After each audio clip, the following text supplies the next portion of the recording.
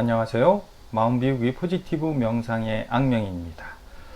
오늘은 그 공자님께서 말씀하신 하기시습지 불력 여로와, 이거 풀이하면은 배우고 때때로 배운 것을 익힌다면 즐겁지 아니한가, 이 논어의 첫 구절에 나오는 글귀라고 합니다.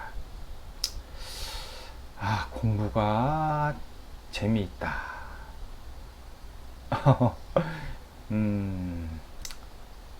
공부가 재미있나요? 우문이라고요. 그렇죠. 그런데 이제 제 아들놈을 보면 이제 게임을 좋아하잖아요. 요새 젊은 애들이 뭐 게임 왕국이다 라고까지 하는데, 게임 하는 거 보면은 뭐 날밤을 새기도 합니다. 예. 그러니까 뭐 식음을 전폐라고, 그러면 그게 뭐 괴롭고 힘들면은 그렇게 하겠습니까? 재미있으니까 하겠죠. 재미있으니까. 진짜 몰입도가 보통이 넘는데, 그 정도 공부를 한다고 그러면은 뭐 서울 S대라도 충분히 합격할 것 같은데, 그래서 제가 그걸 이렇게 보면서, 야, 게임이 재밌긴 할 것 같은데, 그러면은 게임을 맨 처음부터 재밌게 할 수 있을까? 할 수가 없죠.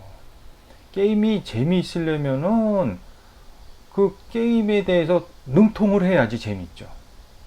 예. 뭐 시작하자마자 캐릭터가 바로 죽거나 뭐 이러면은 오히려 스트레스만 더 받죠.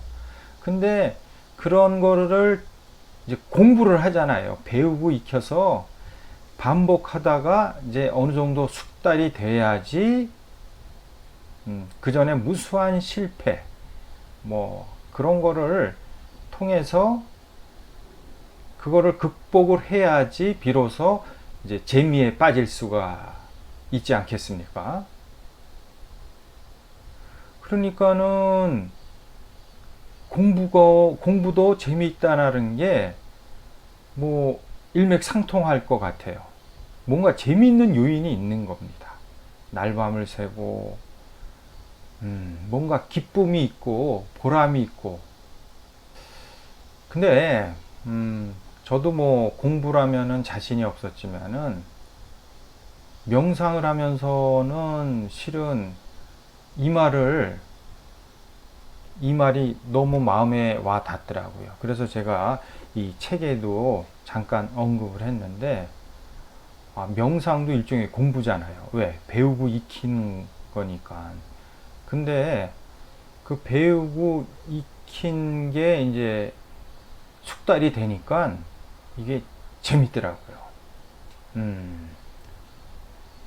그러니까는 뭐든지 운동도 마찬가지잖아요. 뭔가 재미를 느끼려면은 거기에 숙달이 돼야 되고, 숙달을 하려면은 무수한 시간도 내야 되고 노력도 해야 되고 실패도 반복해야 되고, 그런 인고에 뭔가 시간을 자기가 겪어서 이제 숙달이 돼야지 비로소 재미도 느끼는 거 아니겠습니까? 명상도 그렇더라고요. 근데 명상은 법열이라고 하잖아요. 이게 좀 어려운 말인데, 깨달음의 그 환희, 기쁨, 어느 것하고도 비교할 수 없습니다. 그 본질에 대한 어떠한 의식에서의 인지가 되는 순간에는 온 우주와 하나가 되는 거죠. 천지와 내가 하나구나. 이게 이제 법열이지 않습니까? 황홀경에 빠졌다. 그러니까 깨달음이라는 건 나라는 어떠한 내가 생각하고 있는 생각의 틀로부터 내 의식이 점핑을 한 거죠. 본질의 세계로. 어마어마한 의식의 확장이죠. 뭐 황홀경도 그런 뜻이라고 합니다. 기존의 내 틀로부터 내 의식이 확대가 되는 거죠. 엑스터시. 뭐 이제 본론으로 들어와서 공부가 그러면은 왜 재미없을까? 뭐 여러 가지 이유가 있지만은 제 경우를 비추어 보면은 공부가 우리는 하나의 수단이잖아요. 공부 자체가 목적이 아니지 않습니까? 게임 자체가 목적이잖아요. 게임을 통해서 내가 뭔가 이루려는 게임 자체가 목적이지, 게임을 통해서 뭐를 어떻게 이루어야겠다. 그런 건 별로 없는 것 같아요. 근데 우리의 지금 공부는 어떻습니까? 출세하고,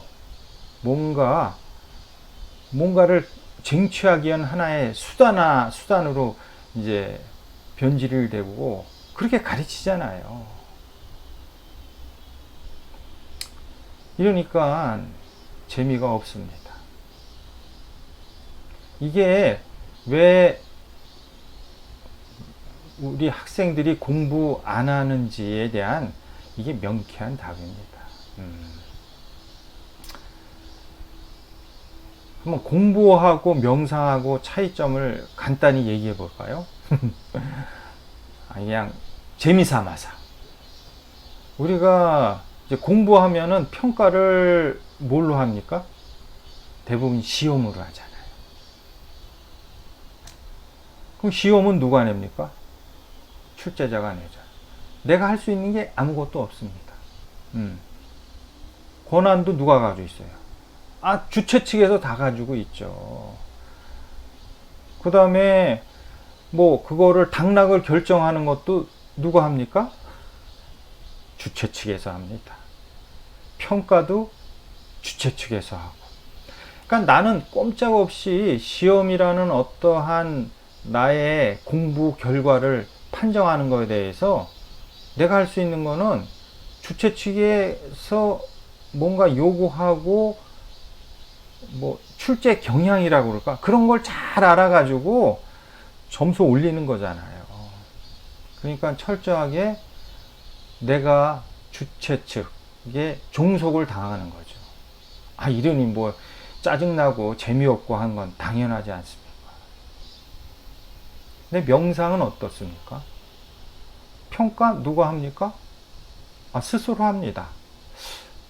마음이 내가 좀 가벼워졌나? 그 다음에 그 명상에 대한 권한, 판단 기준 누가 가지고 있습니까? 내 스스로 가지고 있는 거예요. 네.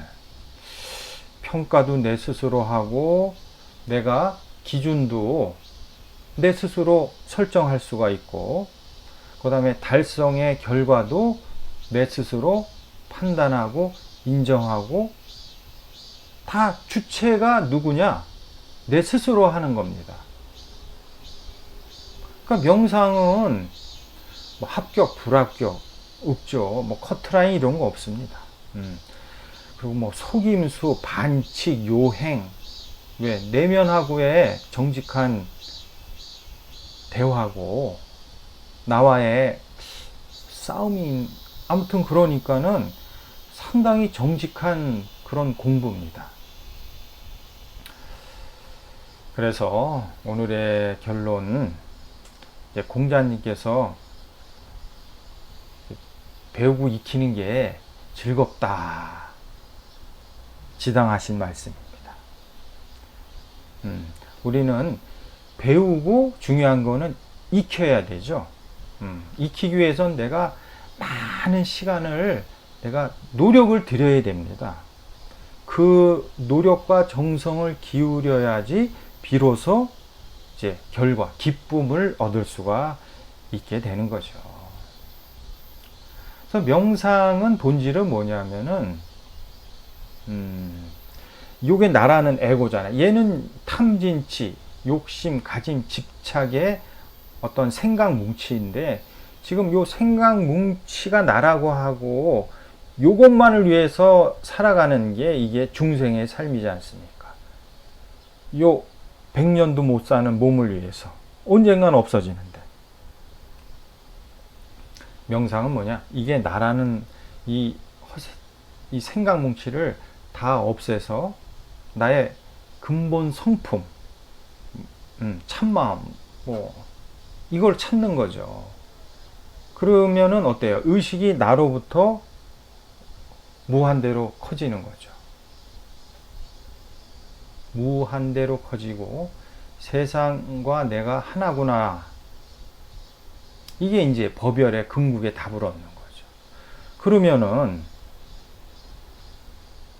이제 옳고 그름의 판단 기준이 자명하겠습니까? 안 하겠습니까? 자명하죠. 왜?